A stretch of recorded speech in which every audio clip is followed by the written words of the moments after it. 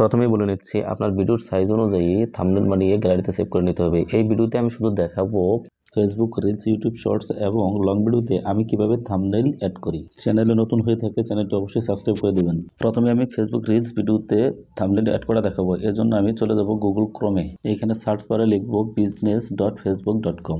এখানে আমার sign in করা আছে, তাই সরাসরি নিয়ে এসেছে। আপনারা সাইন ইন করে নেবেন। উপরের ডান পাশে 3 ডট মেনুতে ক্লিক করে ডেস্কটপ সাইটটা অবশ্যই অন করে নেবেন। এবার এখানে দেখতে পাচ্ছেন ক্রিয়েট পোস্ট, এখানে লেখা আছে ক্রিয়েট রিল।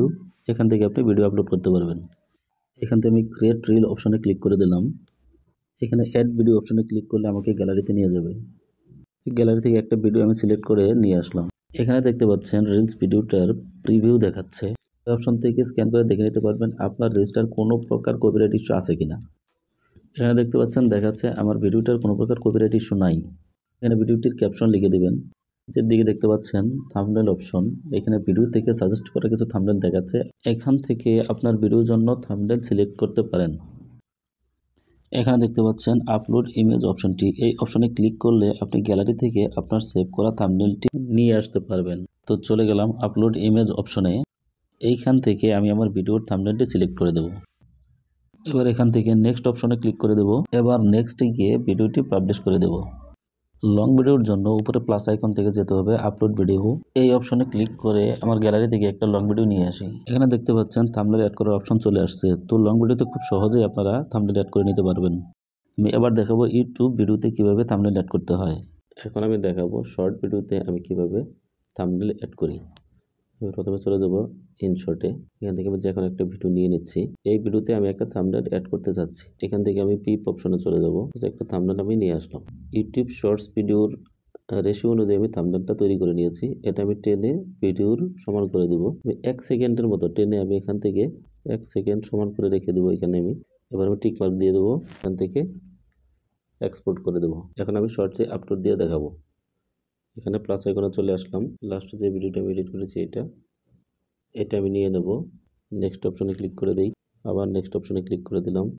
এখান থেকে আমরা আনলিস্টেড সিলেক্ট করব। এখানে একটা ক্যাপশন দিয়ে দিই। এখন আমি ভিডিওটা আপলোড দিয়ে দেব।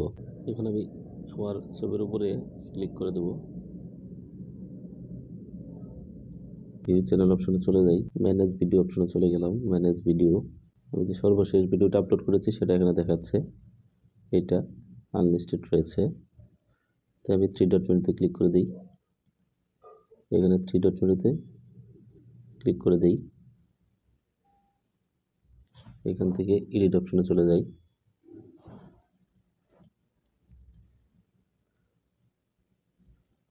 তো এখান থেকে দেখতে পাচ্ছেন এখানে একটা পেন্সিল আইকন দেখাচ্ছে। পেন্সিল আইকনে ক্লিক করে দিলাম। তো এখন নিচের দিকে দেখতে পাচ্ছেন এখানে কতগুলা পোর্শনে ভাগ করে দিয়েছে ভিডিওটা। এখানে আমি যেটা সিলেক্ট করব সেটাই কিন্তু ভিডিও প্রথমে থাম্বনেল হিসেবে যুক্ত হয়ে যাবে। দেখেন নিচের দিকে আমি যেটা সিলেক্ট করতেছি সেটাই কিন্তু থাম্বনেল হিসেবে যোগ হয়ে যাচ্ছে। তাই আমি ভিডিওর প্রথম দিকে যে 1 সেকেন্ডের জন্য যে থাম্বনেলটা সেট করেছিলাম সেটা আমি সিলেক্ট করে দিলাম। এটাই থাম্বনেল হিসেবে সেট হয়ে যাবে। তো সিলেক্ট করার পরে আমি এখান থেকে টিক মার্কে ক্লিক করে দেবো। তো এটা থাম্বনেল হিসেবে সেট হয়ে গেল। আনলিস্টেড অংশটা এখানে পাবলিক করে দেবো। এখান থেকে সেভ অপশনে ক্লিক করে দেবো। আমি প্লে করে দেখাচ্ছি।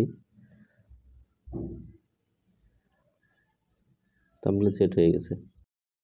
লং ভিডিওর থাম্বনেল সেট করার জন্য এইখানে পেন্সিল আইকনে চলে যাব। গ্যালারি থেকে থাম্বনেলটি সিলেক্ট করে দেব। এবার ডান অপশনে ক্লিক করে দেব। দেখেন থাম্বনেলটি কত সুন্দরভাবে সেট হয়ে গিয়েছে। ডেসক্রিপশনে লিঙ্ক দেওয়া থাকবে। আপনারা চাইলে আমার ফেসবুক পেজের রিলস ভিডিওর থাম্বনেলগুলো সেট করে দেখে আসতে পারেন। ক্যাপকাটে ওয়াটারমার্ক আসে বিধায় আমি ক্যাপকাট দিয়ে এডিট করি না। ভিডিওটি যদি একটু উপকারে লেগে থাকে তবে চ্যানেলটি সাবস্ক্রাইব করার অনুরোধ রইল।